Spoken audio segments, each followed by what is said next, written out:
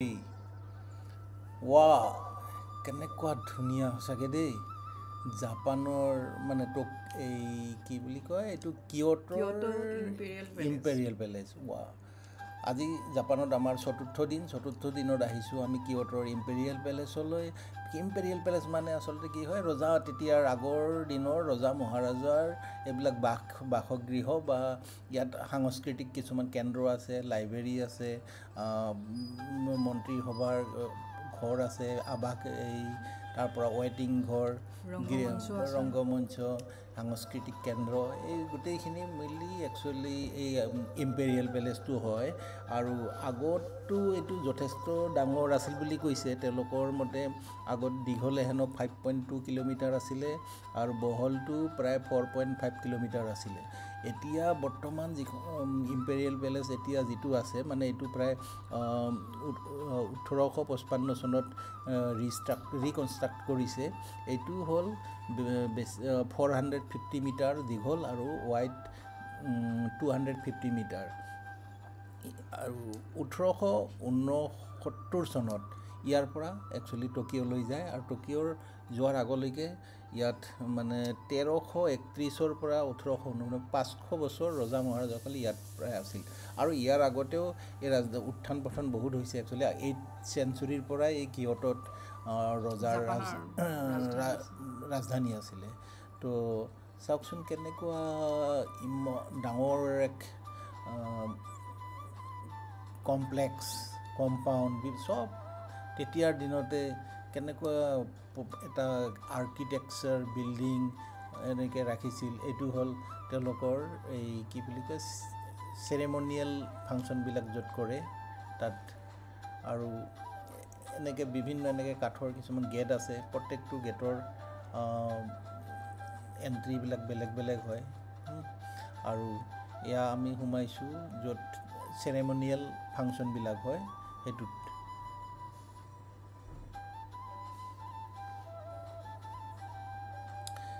ৰজাৰ পৰিয়াল প্ৰজাসকলে ইয়াত উপস্থিত হৈ এই সাংস্কৃতিক ইভেণ্টছবিলাক বা বিভিন্ন কাৰ্যক্ৰমবিলাক ইয়াত এনজয় কৰিছিলে আৰু এয়া হ'ল এখন তাৰে ইম্পেৰিয়েল পেলেচৰ ভিতৰৰে হ'ল গাৰ্ডেন চাওকচোন কেনেকুৱা ধুনীয়া গাৰ্ডেন ভাল লাগিছে নহয় কেনেকুৱা ধুনীয়া গছবিলাক জোপোহা আমাৰ ইয়াতো এনেকুৱা কিন্তু তেওঁলোকৰ এটা বস্তু বৰ ভাল লাগে চব জেগাতে মোৰ এই হিষ্ট্ৰিকেল প্লেচবিলাক মানে এনেকৈ মেইনটেইন ৰাখিছে আৰু কিয়োটোৰ যিটো ইতিহাস এইবিলাকতো আৰু গোটেইখিনি ইয়াত বৰ্ণনা কৰাটো সম্ভৱেই নহয় এটা দীঘল ইতিহাস 8th চেঞ্চুৰীৰ পৰা ইয়াত ৰজা মহাৰাজাৰ আৱাসগৃহ আছিল কিন্তু যি নহওক বাৰু বৰ ধুনীয়াকৈ ৰাখিছিল এতিয়া আহোঁ আমি নিজ কেচেল হ'ল কি একচুৱেলি মিলিটাৰী পাৱাৰৰ আৱাসগৃহ আগৰটোত আমি কি ক'লোঁ যে ইম্পেৰিয়েল মানে কি তেতিয়া ৰজা মহাৰাজাবিলাকৰ সেইটো আৱাসগৃহ আৰু এইটো হ'ল নিজ কেচেল মানে পলিটিকেল সামৰিক মিলিটাৰী শাসন কুচকাৱাজ চৰ্চা কেন্দ্ৰবিন্দু মানে ইয়াতে মেইনলি কমাণ্ডেণ্ট বা তেনেকুৱা মিলিটাৰীৰ যিখিনি ৰুলাৰ তেওঁলোক ইয়াত আছিলে আৰু তাত আছিলে মানে এই শাসনকৰ্তা মানে চাব গ'লে সেইটো ইম্পেৰিয়েল পেলেচটো হ'ল কালচাৰেল এডুকেশ্যন এইটো বিভাগৰ লগত জড়িত আৰু এই নিজ কেচেল হ'ল সামৰিক দিশৰ লগত জড়িত আৰু এই নিজ কেচেলটোৰ চাৰিওফালে মানে খাৱৈ আছে যাতে শত্ৰুৱে সহজে আহিব নোৱাৰে আৰু শিলৰ কিছু ডাঙৰ গড় মানে ৱাল দি থৈ দিছে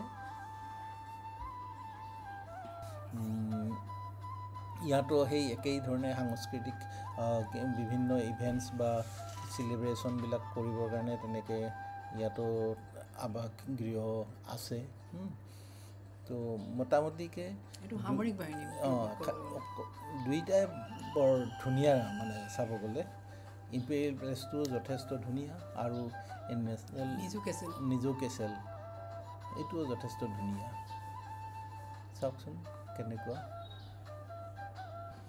তেওঁলোকৰ এই কাঠৰ কাৰুকাৰ্য বা ঘৰবিলাকৰ ডিজাইন আৰ্কিটেক্ট সঁচাকৈ মানে বৰ ধুনীয়া দেই।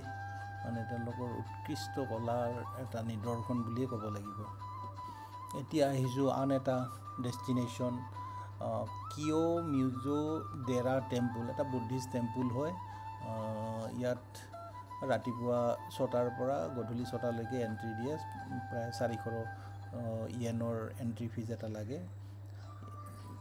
চাওকচোন কেনেকুৱা এক ধুনীয়া পৰিৱেশ। এটা নিজৰাৰ পানী ইয়াত বৈ আহিছে আৰু তাৰ ওচৰতে এই মন্দিৰটো পাহাৰত এক ধুনীয়া পৰিৱেশত। মন্দিৰৰ পৰম্পৰা অনুসাৰে আমিও এটি বিশেষ ধ্বনিৰে এই মন্দিৰত সেৱাভাগ আগবঢ়ালোঁ।